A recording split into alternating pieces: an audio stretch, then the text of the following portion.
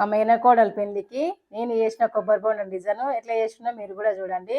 కొబ్బరి బోండానికి first green colour వేసి అది ఆరిన తర్వాత రెడ్ కలర్తో కొంచెం ఇట్లా డిజైన్ లాగా వేసిన. ఈ కొబ్బరి బోండం గురించి కొంచెం ఎక్కువనే ఆలోచించారు మా వాళ్ళు. ఫస్ట్ అయితే కొబ్బరి బోండాలు తెచ్చి ఇంట్లో పెట్టిర్రు. అవి ప్లెయిన్గా ఉన్నాయి, దాని కలరు డిజైన్ ఉంటుంది కదా అని చూసిన వాళ్ళు మా చుట్టాలందరూ అంటున్నారు.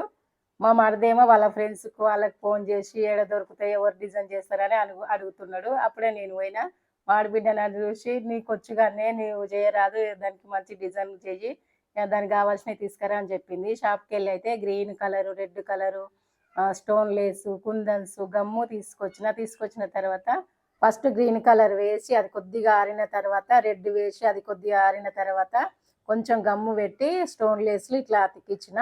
స్టోన్ లేస్ మొత్తం రౌండ్ అయిపోయినాక మళ్ళీ గమ్ము పెట్టి కుందన్స్ పెట్టిన. కుందన్స్ మాత్రం రౌండ్గా ఉన్నాయి, ఒక సైడ్ సాపుగా ఉన్నాయి తీసుకోవాలి, అతికించడానికి మంచిగా ఉంటాయి. చూడండి ఇట్లా ఉండాలి. మనం ఏదైనా పని చేస్తే ఇష్టం ఉండాలి, ఇంట్రెస్ట్ ఉండాలి, కానీ మనకు రాదంటే ఏది ఉండదు.